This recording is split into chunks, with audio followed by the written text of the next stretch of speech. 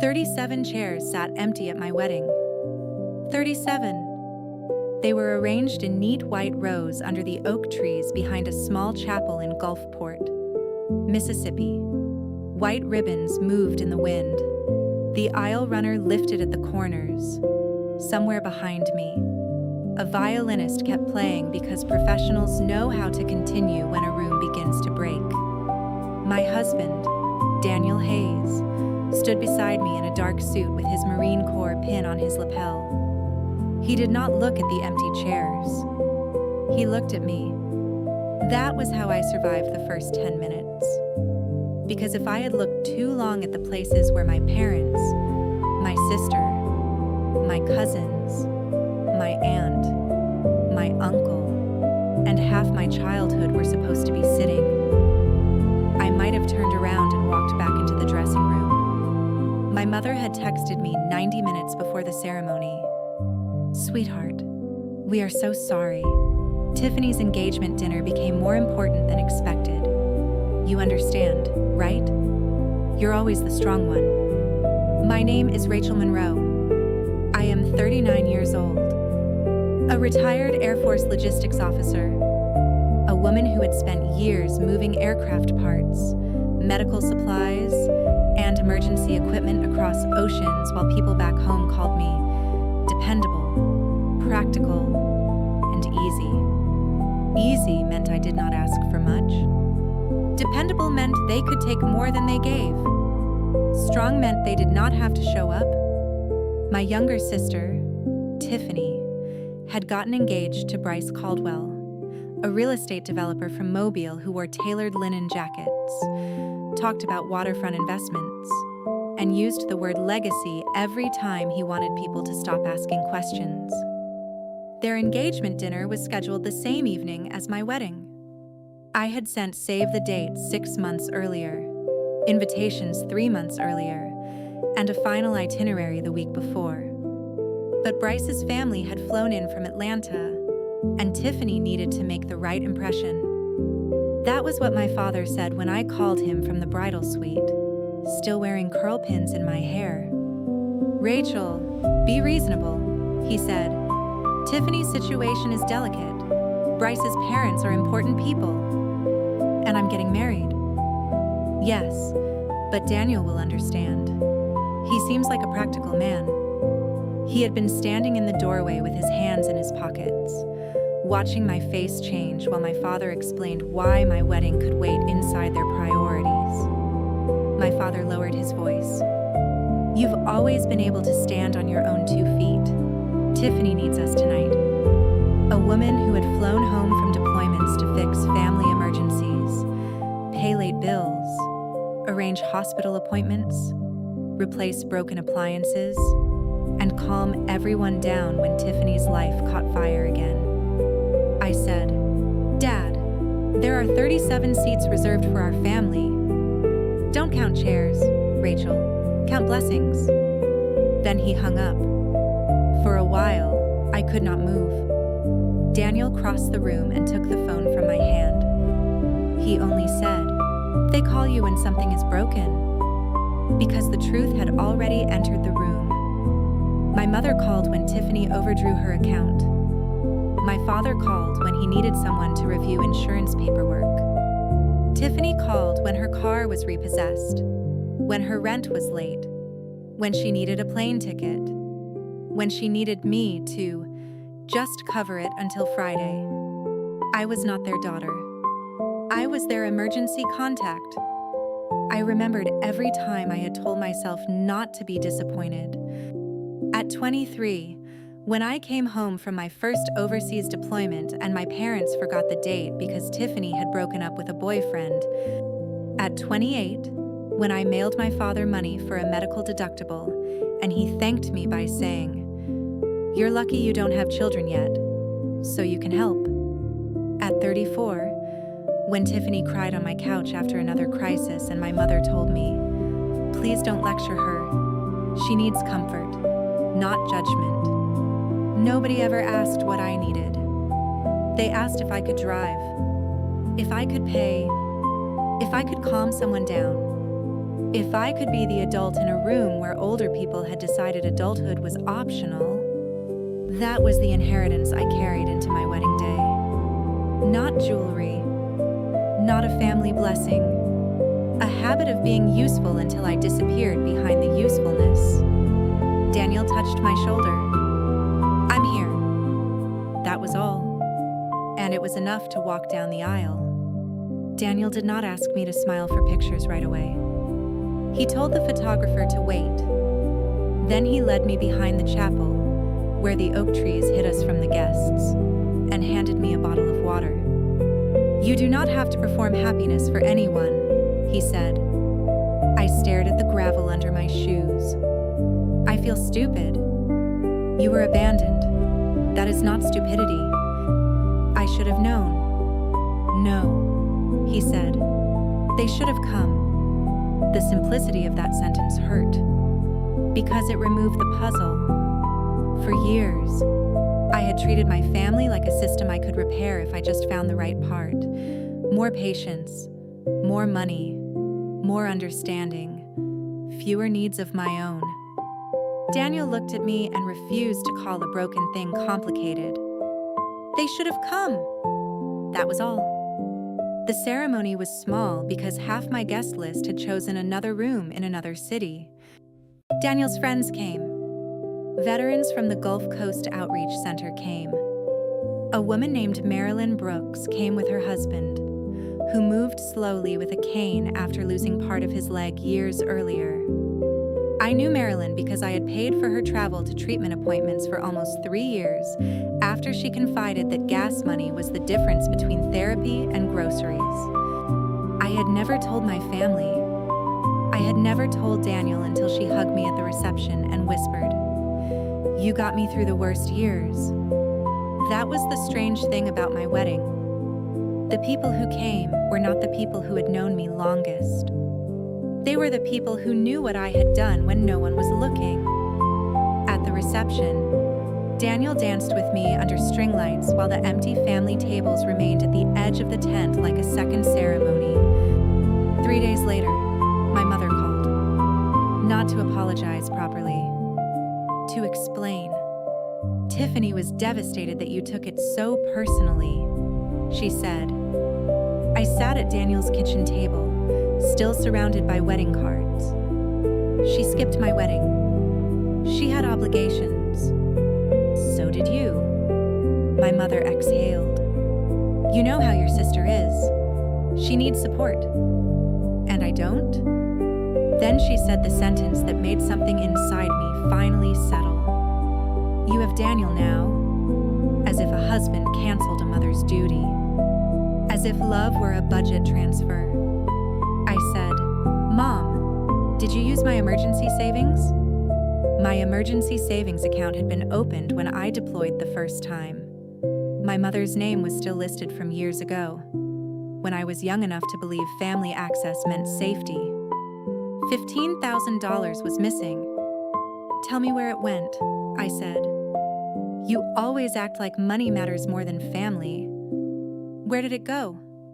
Tiffany had debts, and Bryce's family expected a certain standard for the engagement dinner.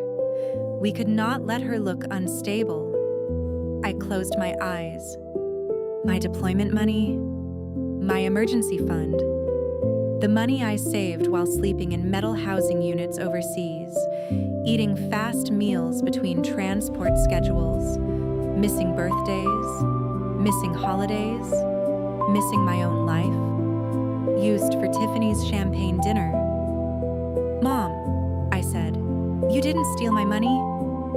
You stole my trust."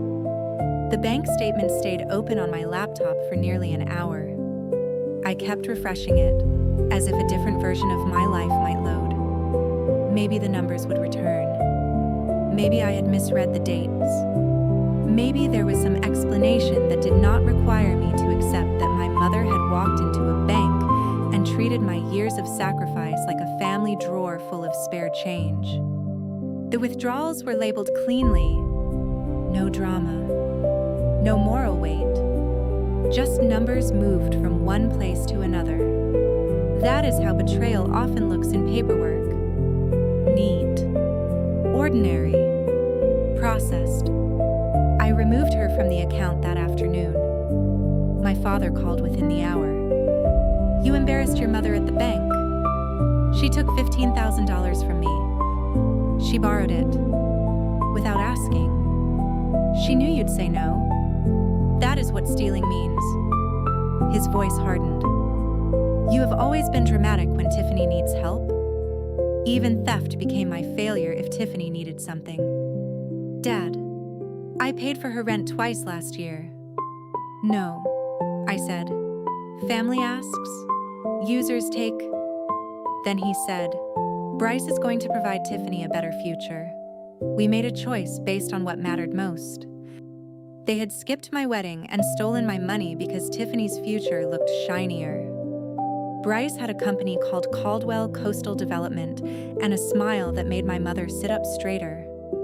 Daniel owned an auto repair shop. I chose the man who checked tire pressure for widows without charging them. 2 weeks after the wedding, Daniel came home late. He stood in the doorway of the kitchen holding a folder. That was the first time I saw fear on his face. What happened? I asked. He placed the folder on the table. I need to tell you something before someone else does. Inside were invoices from Caldwell Coastal Development. Several invoices listed Daniel's shop as a subcontractor. Hayes Auto and Mechanical Services, my husband's company. His signature appeared on work approvals, but Daniel had never signed them. He sat across from me. Bryce used my shop name.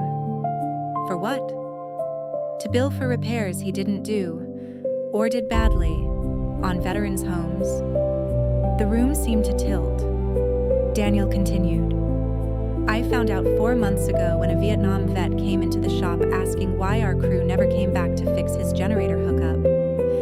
I had no idea what he was talking about. I couldn't tell you. They asked me not to while they traced the companies. Bryce had shell subcontractors, fake invoices, inflated repairs. Some of the funds came through disaster recovery grants and veteran assistance programs. I wanted to warn you before your family finds out. They're not going to blame him first. The engagement dinner my family had chosen over my wedding suddenly looked different. Not a celebration, a stage. Bryce needed legitimacy. Tiffany needed glamour. My parents needed to believe they had bet on the right child. And my stolen $15,000 had helped decorate the room where a fraud smiled for photographs. The federal agents came on a Friday evening, not to my house. To Bryce and Tiffany's engagement celebration at a private club in Mobile. A second party, because apparently the first had not been enough. My parents invited us at the last minute. My mother said, "It would mean a lot if you and Daniel came. People are asking why you've been distant."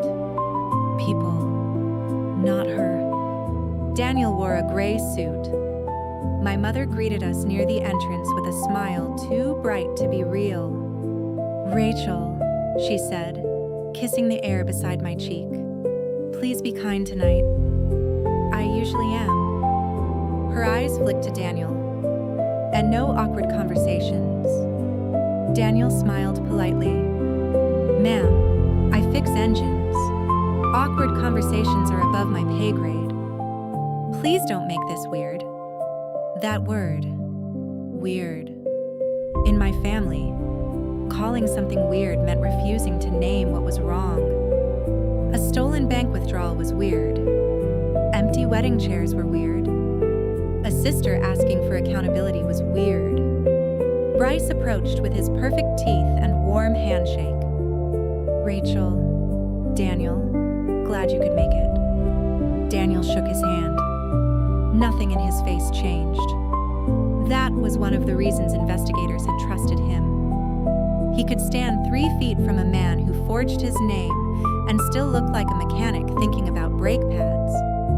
Bryce leaned toward my father and said something about expansion along the coast. My father laughed too loudly. She took Daniel's hand in both of hers. He called Tiffany his greatest investment, which made people laugh because they thought money jokes were romance. He spoke about rebuilding communities after storms. He spoke about veterans deserving dignity. Daniel's jaw tightened. Then the doors opened. 4 people entered. 2 in suits. 2 in jackets marked federal. The room noticed in waves. First the tables near the door. Then the bar. Then the photographer. Then Tiffany. Bryce stopped mid-sentence. One agent walked to the front. "Bryce Caldwell?" Bryce smiled like this was a misunderstanding wealth could solve. "Yes." The agent displayed identification. "We need you to come with us regarding a federal investigation into disaster recovery fraud, false invoicing, and veteran housing contract misuse." I barely heard the words because my mother had turned toward me. "What did you do?" she whispered. I looked at her. "I got married." Her face crumpled. Daniel stepped beside me. Another agent approached him quietly. "Mr. Hayes, thank you for your cooperation. We may need a follow-up statement." My father heard. His expression changed. "You knew?" Daniel looked at him. "I reported fraud involving my business name." "You destroyed Tiffany's future." "No," I said. "Bryce did that. My husband fell because one of those unfinished ramps collapsed." The room went silent. Marilyn pointed at Bryce. "That man's company billed for work that nearly put Robert back in the hospital." Tiffany stared at her. My mother looked away. Marilyn turned to the guests. "And Rachel here paid out of her own pocket for my husband's treatment travel for almost 3 years. She never asked for attention. She never used veterans as decorations." I could not breathe for a second. I had not wanted that said. But maybe some truths choose their own timing. My father looked at me then. Really looked. Not at the useful daughter. Not at the strong one. At me.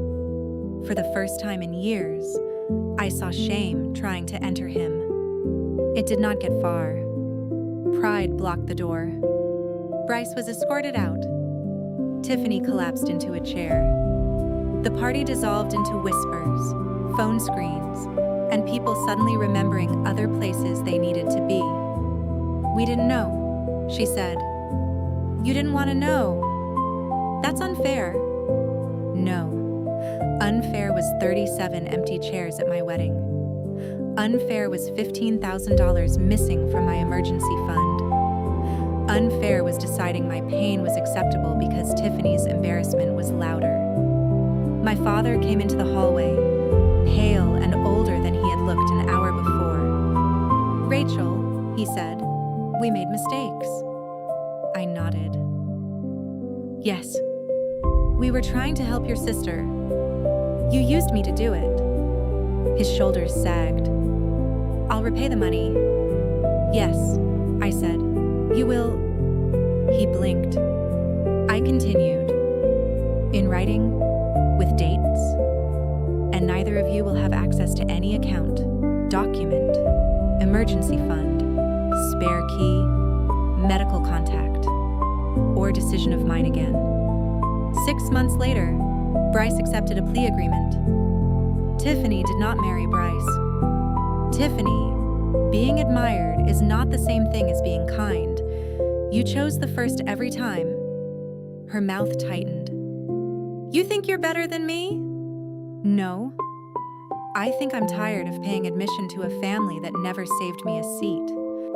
The Gulf Coast Veterans Outreach Center honored Daniel that summer. He tried to refuse. Of course he did. He said reporting fraud did not deserve a plaque. Marilyn told him to stop being difficult and wear a clean shirt. So he did. At the ceremony, they spoke about integrity, about doing the right thing when silence would have been easier, about protecting veterans from men who use patriotism like a costume. Daniel stood at the podium, uncomfortable in applause, and said only one sentence. If someone trusts your name, protect what it stands for. Rachel will handle it. Rachel won't mind. Rachel is strong. Rachel understands. They had used my strength like a bank account, and I had kept depositing into it because I thought usefulness would eventually become love. It does not. Useful is what you do. Loved is how you are treated when you have nothing left to give. My parents paid back the $15,000 over 9 months. Tiffany moved to Pensacola and took a job in a dental office. My mother said she was rebuilding. I hope she is. Truly. But I am no longer the foundation under her reconstruction. I speak to my parents on holidays. I do not send money. I do not solve crises created by pride. I do not leave doors unlocked for people who once walked through them carrying my savings out in both hands. 37 chairs were empty at my wedding. And once I stopped staring at them, I finally saw the people who had been standing the whole time. The veterans who came because Daniel had fixed their cars for free, and I had answered calls no one else answered. The friends who danced even when the family tables stayed empty. It turns out real strength is not carrying every burden. Sometimes real strength is setting one down, and walking away before it teaches you to call exhaustion love.